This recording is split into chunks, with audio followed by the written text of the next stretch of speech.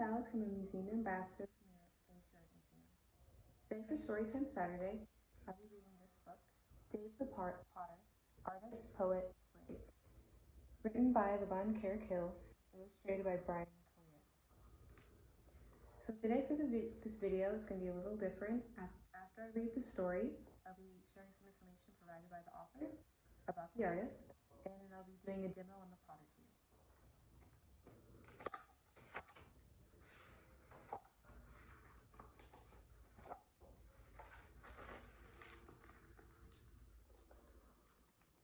To us, it is just dirt, the ground we walk on. Scoop up a handful, the gritty grains slip between your fingers.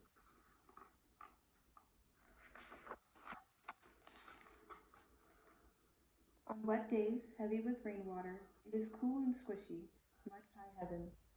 But today, if it was clay, the plain and basic stuff, upon which you learned to form a life as a slave nearly 200 years ago.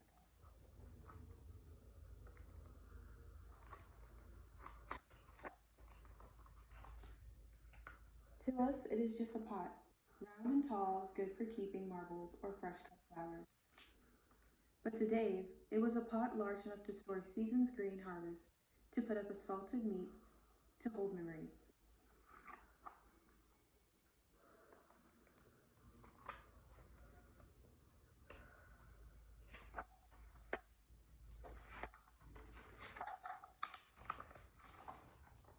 Each one began out of clouds of dust, clotted clumps of clay ground in the pug mill and carried wheelbarrow after wheelbarrow to Dave's spinning potter's wheel.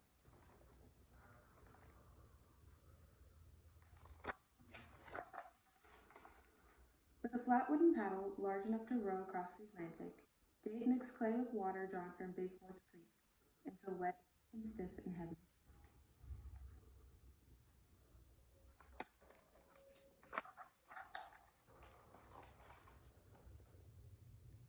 He threw the clay sometimes 60 pounds at once, and nobody knew how or where it would land except for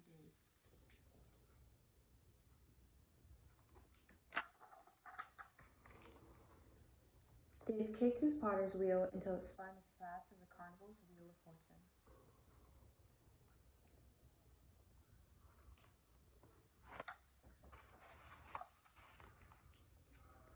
Like a magician pulling a rabbit out of a hat, Dave's hands, buried in the mounded mud, pulled out the shape of a jar.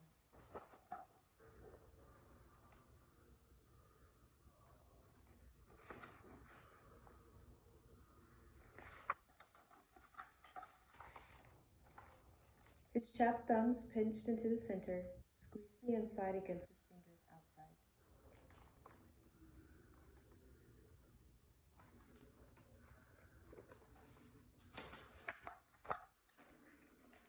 As the wheel spun round and round, the walls of the jar rose up like a robin's puffed breast, but only so far before its immense weight threatened collapse.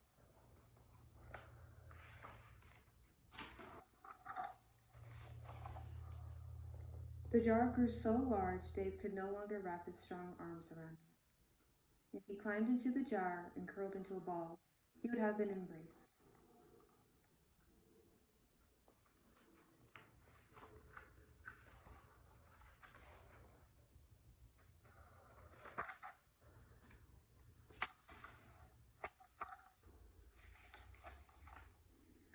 Only then did he stop his potter's wheel and roll long ropes of clay between his dry, caked palms.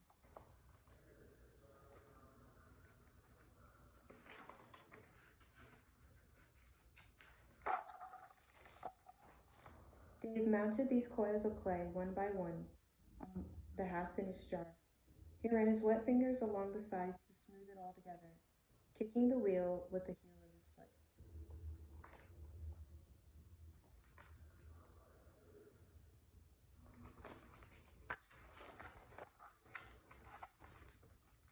The shoulder and rim shrugged upwards as the jar took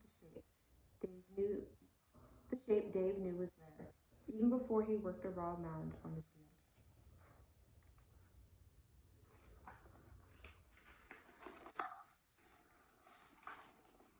While the clay dried, Dave pounded wood ash in sand to mix a glass-like brown glaze to withstand time.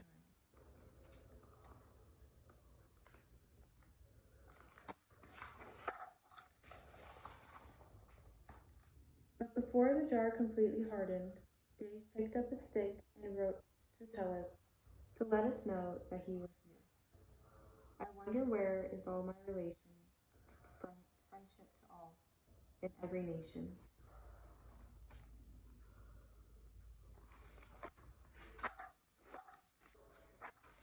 So some information on the artist provided by the author. Dave is an important American artist. His beautiful crafted jars stand out among the pottery of the time. His whimsical poems embody a simplicity and deep emotional complexity that rivals Japanese haiku. These are remarkable accomplishments in themselves, but for Dave, who lived most of his life as a slave, they are even more incredible. We have printed his poems here as they appeared on the pots, including mistakes, as well as various marks such as dashes and plus signs. As Leonard Todd states in Carolina Clay, with so few words surviving from this gifted and unusual person, almost alone in his role of slave witness, it's important for us to get them right. Dave created his art in spite of a society that not only discouraged his brilliance, but threatened him with death for expressing it. So I'm going to read off some of the short poems he wrote on his pottery. So, put every bit all between, surely this jar will hold 14. That was July 12th, 1834. Dave belongs to Mr. Miles, where the oven bakes and the pot biles. July 31st, 1840. A better thing I never saw when I shot off the lion's jaw. November 9th, 1936. Another trick is worse than this. Dear Smith, spare me a kiss. August 26th, 1840. When you fill this jar with pork or beef, Scott will be there to get a piece. To get peace. April 21st, 1858. The sun, moon, and stars in the west are plenty of bears. July 29th, 1858. And the last one, I made this jar all of cross. If you don't repent, you will be lost. And that's it for the story. Next, I'll be showing a demo on the potter's wheel, so continue watching.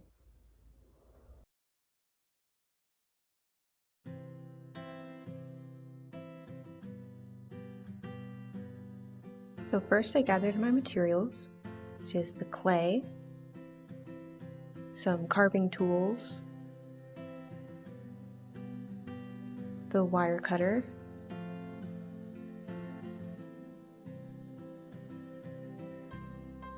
footing stick and a pen tool, and also a metal scraper, and then the sponge.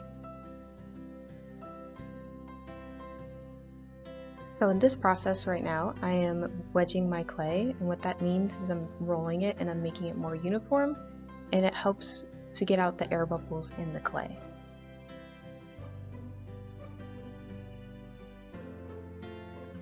Next is centering the clay. So I'm using my finger and turning the wheel, and wherever the clay bumps my finger, then it's unsteady. And so I'm just patting my hands on the clay to help it be more centered with the wheel, because if it's not, then throughout the process of me trying to make a ceramic vessel, it could become wobbly and it'll make it harder to make anything.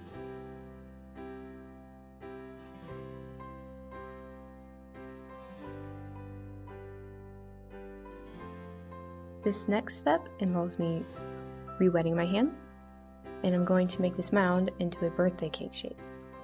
So that involves me putting my right hand on top of the clay and pushing downwards, while my left hand is steady and it keeps the clay from expanding too far out.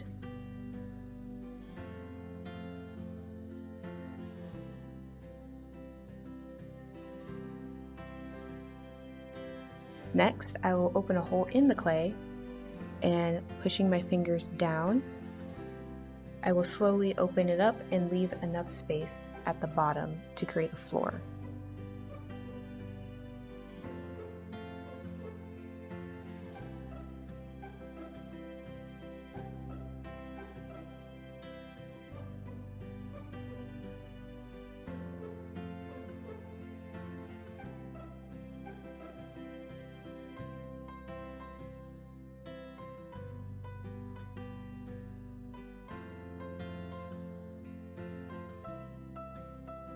I used my pen tool to measure the thickness of the floor, and then I put my hands in the hole, and while the wheel was spinning, I slowly pulled my hands towards my body, and that opened up the hole and pulled the wall outwards. Interchanging that, I smoothed out the bottom of the floor with my finger.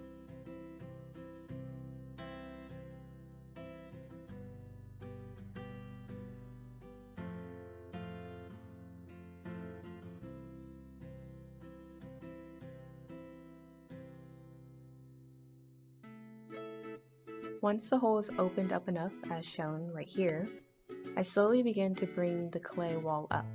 And I'm using a sponge because it's more sturdy than keeping my fingers still. And it helps me bring the wall up at the same pace that the wheel is turning. Now that's important because if you're not going at a correct speed, your clay wall will get wobbly.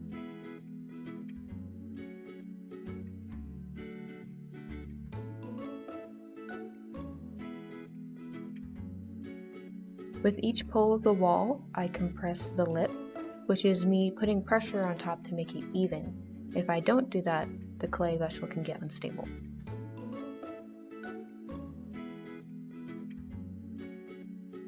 Added something called a Potter Swirl, and that makes the vessel naturally wobbly. All I did was run my fingers downwards. As you can see, at a rate faster than the wheel was spinning. The clay wall has gotten taller, and what I'm doing now is using my pen tool to cut off a bit of the top because the top of it was uneven and it was making the vessel wobbly. So if I had continued without cutting the little bit of the top off, it would have deformed the vessel more. So then I compress the lip and then I continue on to the next step, and that is rounding out the cylinder. So all rounding out the cylinder means is I put more pressure on my inside hand rather than my outside hand, and it creates a more rounded shape as I bring the wall up.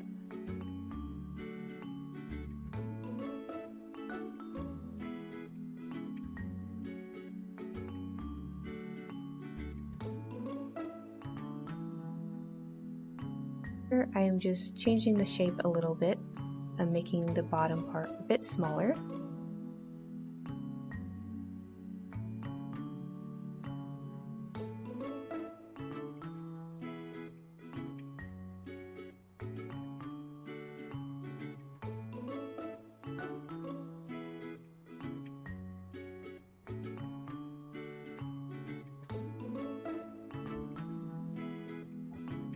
I used my footing stick to cut off some excess clay that was sitting on the wheel.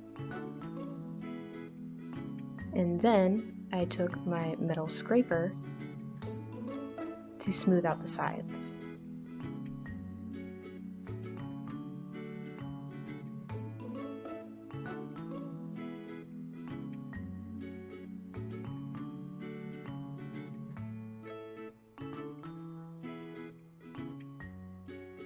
You can also use a metal scraper to add some lines and textures, as I am doing now.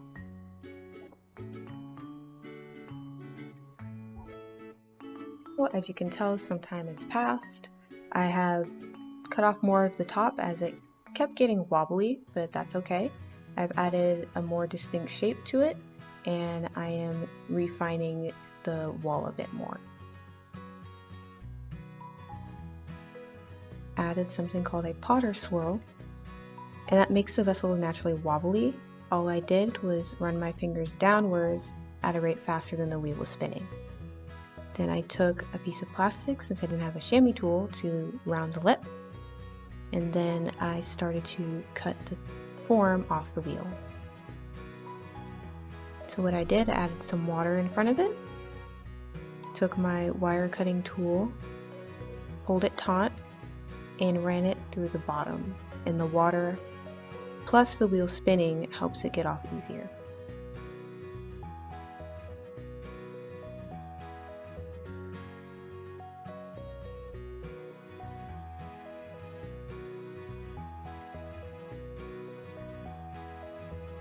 Once I was done, I cleaned off my hands and I gently picked it up and moved it off the wheel. And that's it.